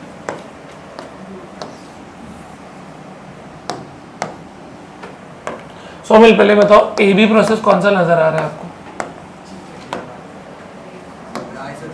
वेरी गुड, एक्सपेंशन या कंप्रेशन, ओके। चिन्मय BC प्रोसेस कौन सा नजर आ रहा है आपको, एडियाबैटिक। ए देवा, सीधी लाइन है, सीधी लाइन है, कर्व नहीं।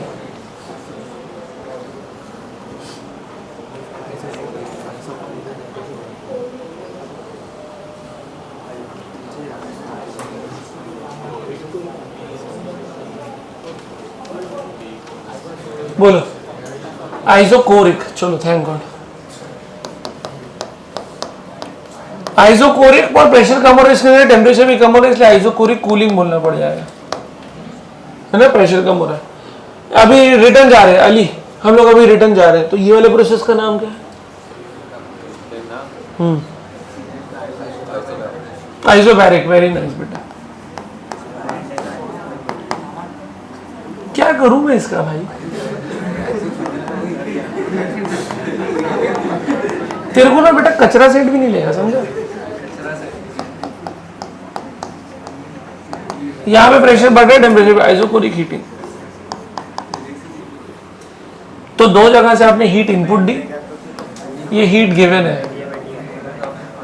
Q गिवन, यहां पे भी आपने Q गिवन है सिस्टम को, और यहां से आपका हीट क्या हो गया, ये तो दिख ही नहीं रहा है, दिख रहा है क्या, ये हो गया आपका Q रिमूव्ड, ये भी नहीं दिख रहा, दिख रहा है, ये रिमूव्ड हो गया आपका। सर क्यों रिमूव्ड हो गया वो बताओ, कूलिंग और कंप्रेशन है ना, तो वहां पे निकल रहा है हीट और यहाँ पे हीट गिवन है, बराबर। अब इसके बारे में आपको लिखना पड़ेगा, AB क्या है, BC क्या है, फलाना ढमाका। तो AB, BC, CD और DA क्या है वो सब मेंशन कर सकते हो। जैसे AB आपने खुद बोला आइसोबैरिक एक्सपेंशन है, तो वो आप मेंशन कर देना, फटाफट लिख लो।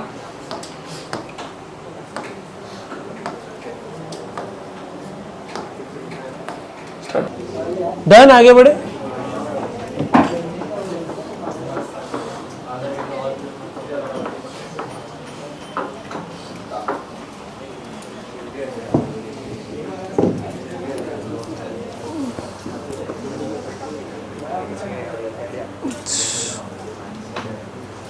क्या है रे, क्या नाम है इसका? मालगुड़ी, मालगुड़े। सर फालगुड़े। ए बेंच हटाओ, बेंच पीछे ले, जल्दी ले जल्दी ले। व्हाट इज योर नेम बेटा? दूरवा, दूरवा ना, दुर्वांग। अच्छा,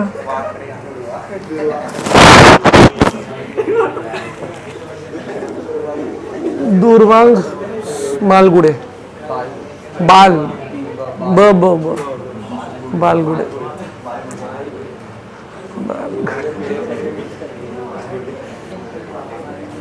अब सीधा हो जा भाई, अब सीधा हो जा।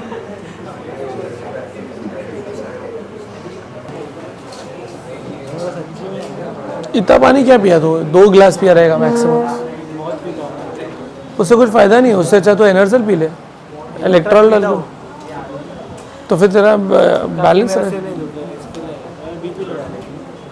बीपी ना लो हो जाता है, मतलब सॉल्ट कम बॉडी में। एक एनर्जल छोटा सा, और उसके बाद पानी। 1 गिलास पानी भी पिया तो भी सफिशिएंट है। उतना मत पी, उससे क्या होगा, उससे बैलेंस मेंटेन नहीं रहेगा, क्योंकि ज़्यादा पीने बल्कि उल्टा खा ले अच्छे से। क्यों? वेट लॉस करना है? ऐसा मत करो, बैलेंस करो। इफ्तार के बाद तुरंत खाना खाओ, सुबह सहरी करो, दूध पियो, अंडा खाओ।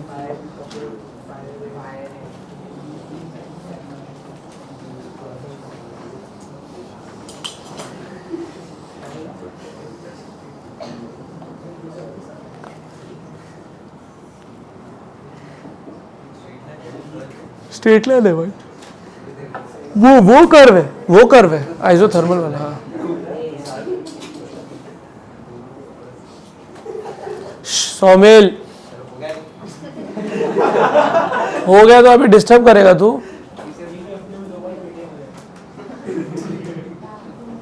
हो चुका, कौन लिया पीटीएम? रोशन सर, किशन सर। अच्छा अच्छा, हाँ, आप लोग को मैथ्स किशन सर पढ़ाते हैं? Okay, chemistry? अच्छा, दोनों थोड़ा थोड़ा पढ़ाते हैं। विवेक सर क्या पढ़ाते हैं? ऑर्गेनिक।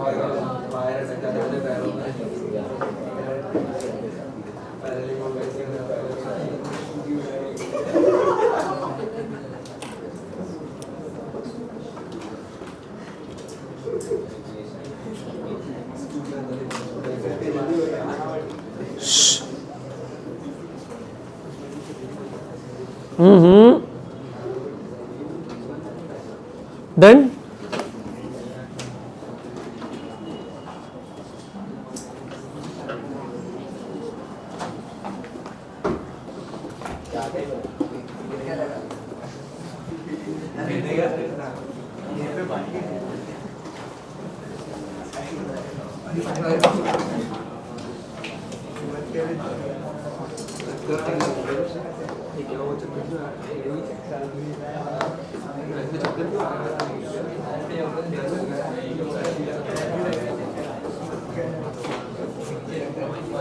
क्यों रे, पढ़ता क्यों नहीं तू अली? पढ़ता क्यों नहीं? इरेगुलर क्यों लेक्चर में? रोजा है?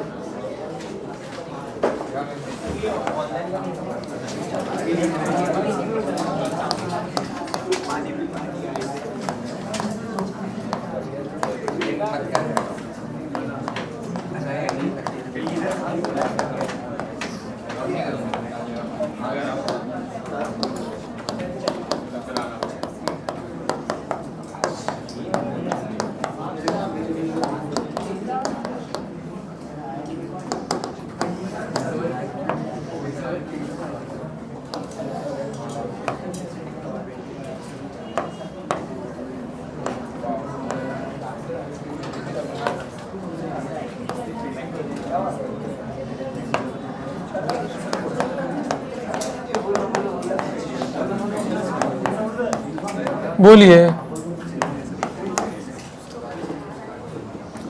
बेटा, सेकेंड लॉ ऑफ थर्मोडायनेमिक्स, दो स्टेटमेंट है, केल्विन प्लैंक स्टेटमेंट और Clausius statement. Kelvin Planck statement is very simple, वो बोलता है भाई कि हम लोग हीट से वर्क कर सकते हैं बट पूरा नहीं हो पाएगा, थोड़ा सा हीट क्या होगा, लॉस होगा। तो he says that heat from high temperature source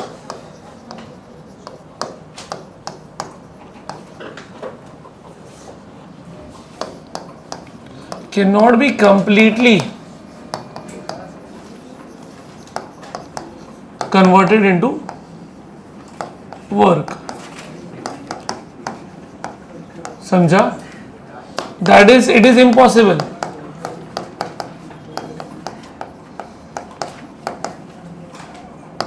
To make a machine with कितना efficiency? 100% एफिशिएंसी। 100% एफिशिएंसी का मशीन बनाना ही नहीं, क्योंकि कुछ ना कुछ हीट रो रिजेक्ट होगा।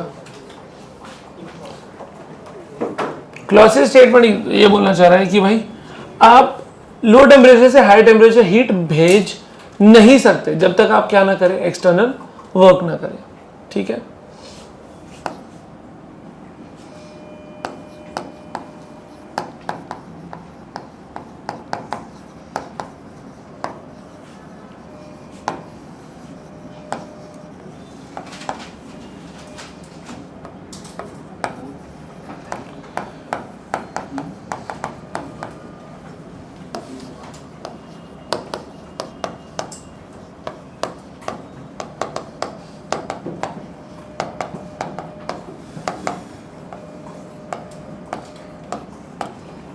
एक्सटर्नल वर्क के बगैर आपका हीट फ्लो नहीं हो सकता। ठीक है,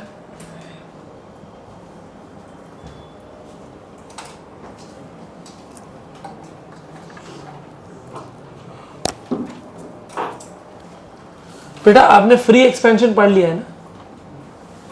अरे बोलो, तो इसलिए मैं फ्री एक्सपेंशन आपको पढ़ाया नहीं हूं, बट आपको पता है ना फ्री एक्सपेंशन में सब चीज जीरो है।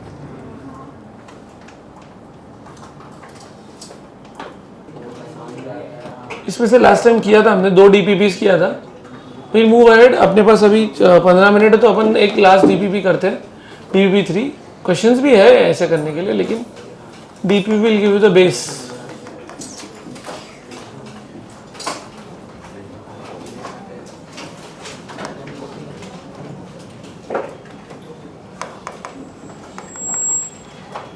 ओके,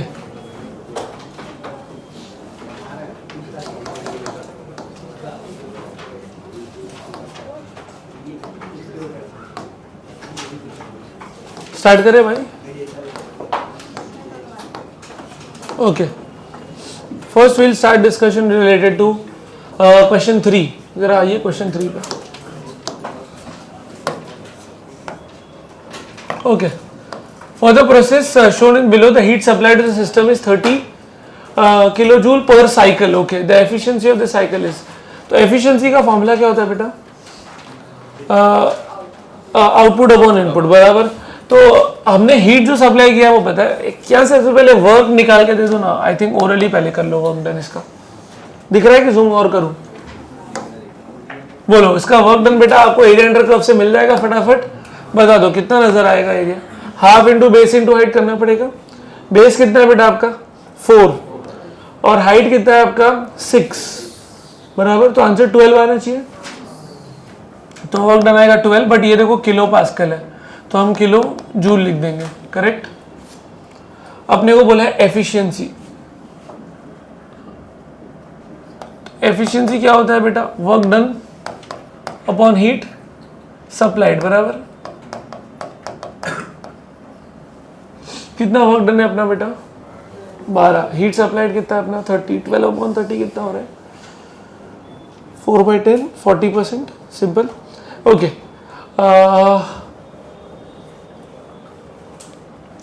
और कोई डिटेल करना भी नहीं है। चलो इसमें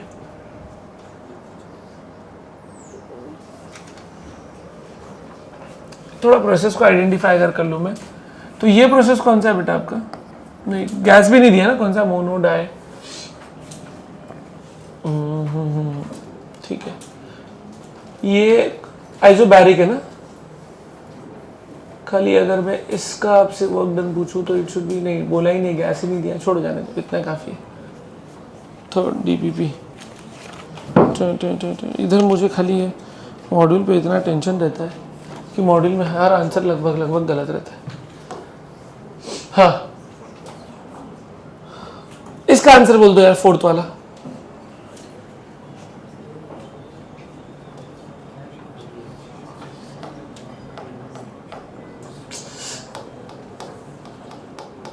तो थ्योरी है वो तो।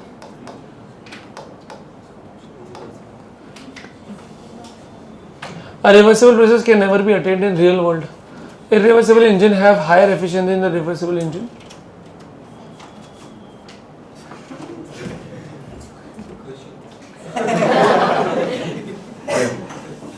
Okay. Efficiency of Carnot engine is always 1. I don't think this is correct.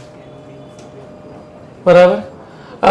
ये तो गया। Irreversible engine is higher efficiency than reversible engine. ये भी नहीं होना चाहिए। फर्स्ट या ये भी नहीं है इररिवर्सिबल, सेकेंड।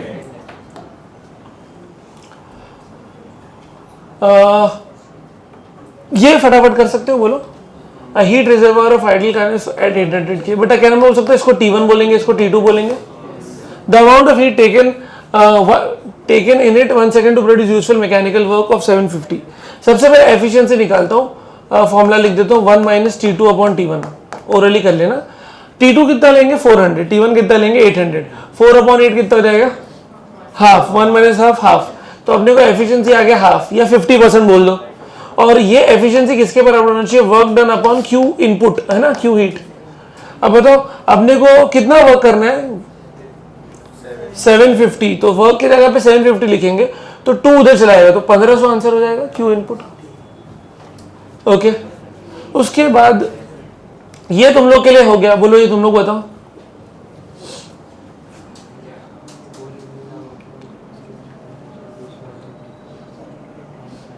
फॉर्मूला क्या था एफिशिएंसी का? 1 - T2 अपॉन T1 करके देखो। T2 अपॉन T1 80 अपॉन 100 कितना हो जाएगा? बोलो 80 अपॉन 100 4/5। 1 - 4/5 will be 1/5। तो ये अपने को 20% दे रहे, बोलो। अच्छा 40 और 20 आई थिंक 50 देगा, क्योंकि अभी ये क्या ना 800 और 40 तो 50% हो गया। 60 और 40 1 - 40 अपॉन 60 1 - 2/3 तो कितना होगा? 1/3। अरे बोलो 33%। और 120 और 100 तो 1 - 100 अपॉन 120 5/6। 1 - 5/6 इज 1/6, 16%। आंसर ये होना चाहिए मैक्सिमम एफिशिएंसी। ये तो तुम आंसर कर ही दोगे।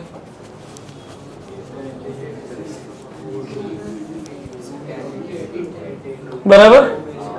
ओके, 8th क्वेश्चन मुझे नहीं लगता अब हम लोग को करना चाहिए, सेम हो जाएगा। 8th और 5th सेम हो जाएगा। 7th वाले पे काम कर लो जल्दी जल्दी। कौन सा लेना है?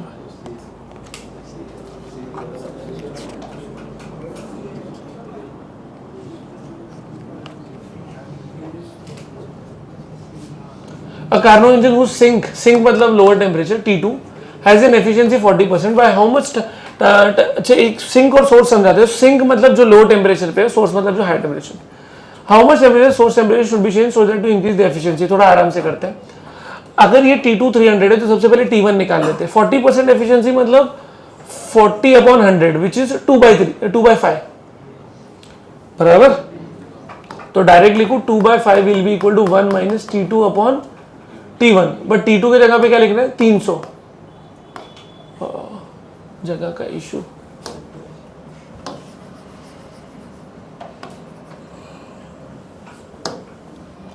तो 2/5 इक्वल टू 1 - 300 अपॉन T1 बराबर ना। अब इसको ओरली करना है बेटा। ये इधर जाएगा 1 - 2/5 बिकम व्हाट?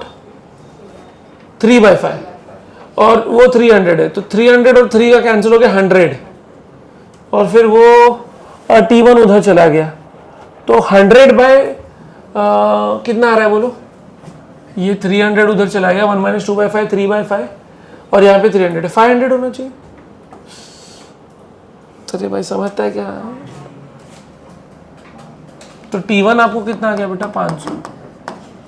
इतना क्लियर है? ये पहले स्टेटमेंट पे काम किया अभी तक। By how much the source temperature should be change source to increase the efficiency to 60%। अभी 60 करना है, 60 को बोलो कितना लिखेंगे? 60/100 3/5, तो 3/5 इक्वल टू 1 माइनस सोर्स को चेंज करना है, T2 को चेंज नहीं करना है। T2 अभी भी कितना रहेगा? 300। तो T1 अभी निकाल के दो, कितना आएगा? 2/5 इक्वल टू 300/T1, तो T1 will be equal to 750 हो रहा है। हाँ भाई कर लो, बराबर। तो 750, तो पहले कितना आया था? 500, अभी कितना आया? 750। तो ऑप्शन बताओ क्या करने का? डिक्रीज तो नहीं है, इंक्रीज बाय 2, बराबर। फर्स्ट सेकंड आपका होमवर्क हो जाएगा 6 ये सब टाइम पास है। फर्स्ट क्वेश्चन जरा देखो।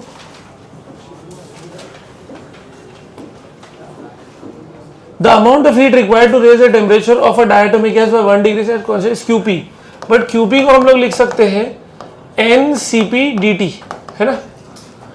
And constant volume is QV, तो QV will be equal to NCV dt. The amount of heat which flows as internal energy of the two gas and the amount of heat which goes as internal energy of the gas in the two cases is nearly.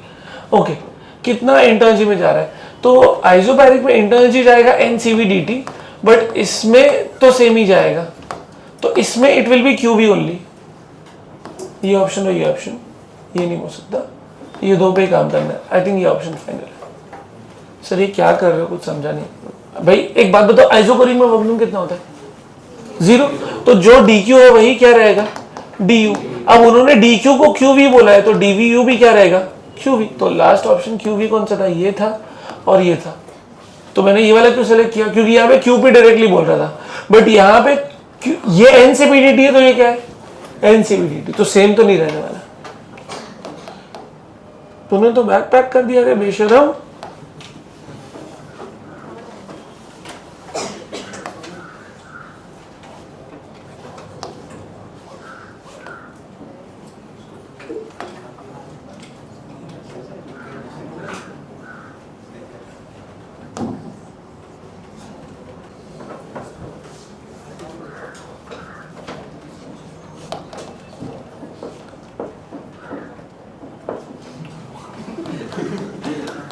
क्या उसमें हंसने वाला क्या है?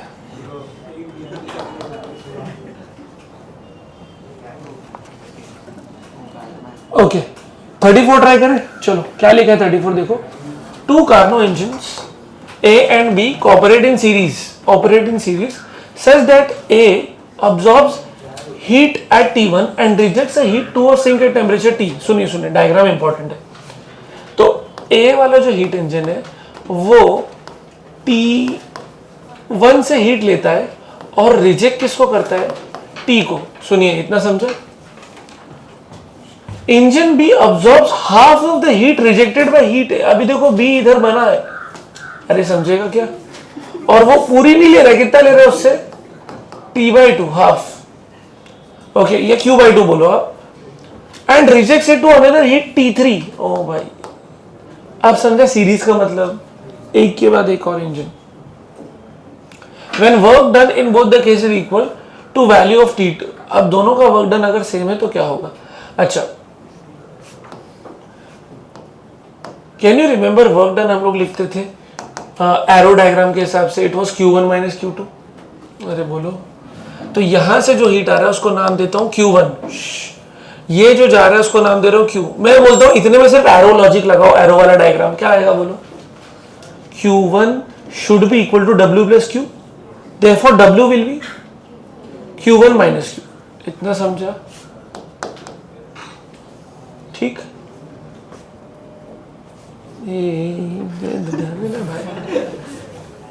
अच्छा अभी बताओ, इसने कुछ वर्क डन किया?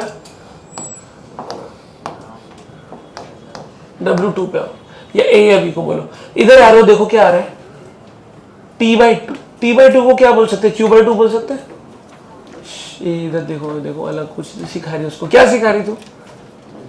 ध्यान क्यों नहीं है फिर उसका? यहाँ से Q/2 है, यहाँ पे रिजेक्ट कितना हुआ बेटा? Q3। जरा एरो डायग्राम बनाओ। Q/2 should be equal to W plus Q3, therefore W will be Q/2 equal to W plus Q3, therefore W will be Q/2 minus Q3। Correct है, उसका नाम उन्होंने टेम्परेचर को T3 दिया। अब अगर W1 W3 इक्वल है तो क्या पूछा है? What the value of T?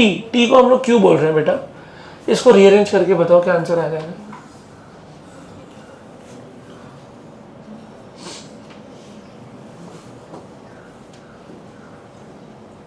क्या बनना चाहिए अपने पास?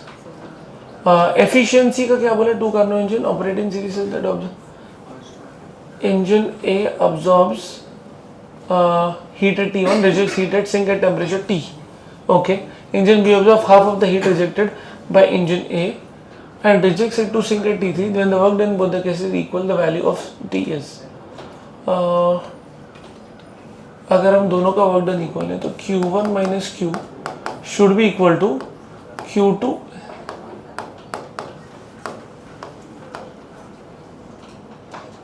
जगह का तकलीफ हो रहा है।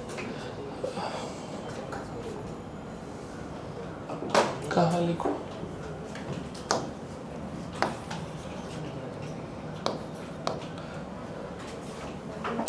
बोलो क्या बनना चाहिए? Q1 minus Q should be equal to Q2/2 minus Q3। They want अपने से क्या बेटा? T3 मतलब Q3 बेसिकली। तो it will be what? Q2/2 minus Q1 minus plus Q।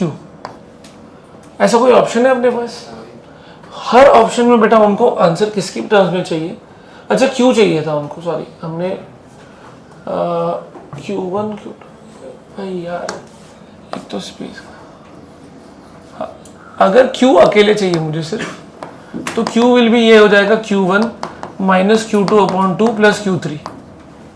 Students one thing you should notice कि उनको option में T1 चाहिए और T3 चाहिए। हमको 1 और 3 आ रहा है बट Q2/2 अननेसेसरी। अरे दिख रहा है? तो किसी ना तरीके से हमको एक मेथड करना पड़ेगा जिससे हम उसको क्या कर सके? एलिमिनेट कर सके। समझ रहे हैं मेरी बात? अब how do we eliminate this Q2/2 को हम लोग हटाए कैसे?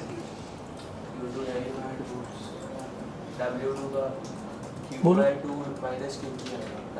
W2 का Q/2। अच्छा यार हमने ये अननेसेसरी Q डाला है, तब तो सॉल्व हो ही जाना चाहिए। हट जा भाई, ये स्मार्ट, इसको सेंस बोर्ड में डालो यार।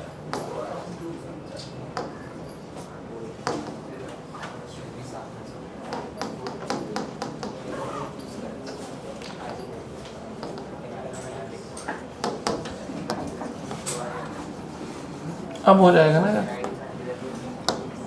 होना चाहिए Q1 minus Q is equal to Q/2 minus Q3। Rearrange करो। Q will be what? Q will be 3Q/2 will be equal to Q1 plus Q3। तो आंसर में क्या बन रहा है? दोनों के डिनोमिनेटर में 3 आना चाहिए और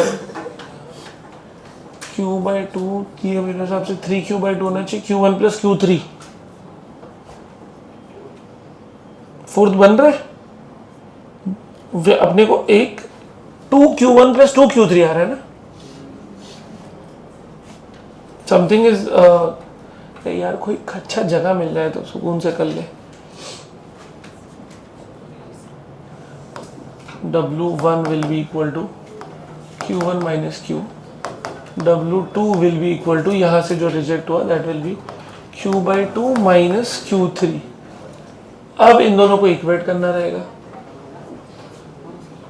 तो अगर आप इक्वेट करो तो ये वाला इधर जाएगा, वाला उधर जाएगा, तो आंसर होना चाहिए Q1 plus Q3 should be equal to 3Q/2, है ना?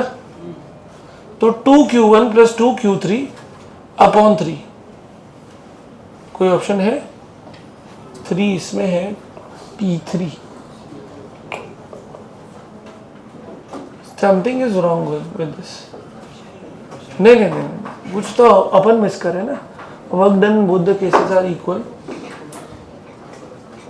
Engine B absorbs half of the heat rejected by engine A, that is Q.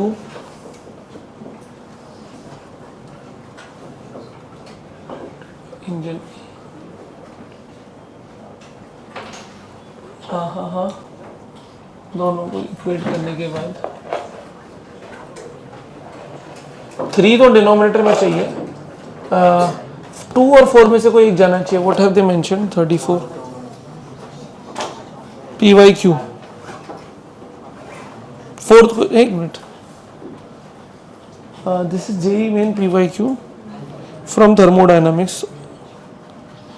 34 4 2 और 1 का आ रहा है and we are getting this is this. Efficiency के टर्म्स में लेना पड़ेगा दोनों का एफिशिएंसी. तो उससे भी कोई सेंस नहीं बनता.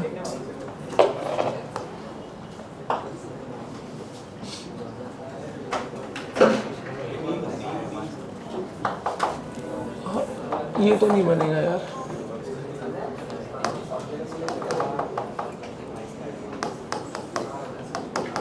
इसका एफिशिएंसी और इसका एफिशिएंसी बनना चाहिए 1 माइनस 0.2.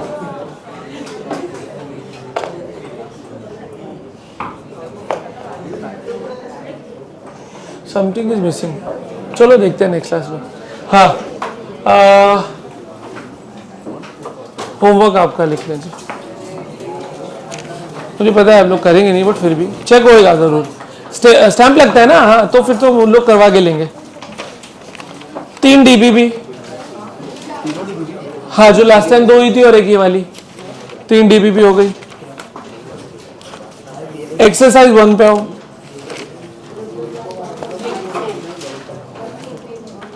क्वेश्चन 44 से लेके आपको करने रहेंगे 79 तक का.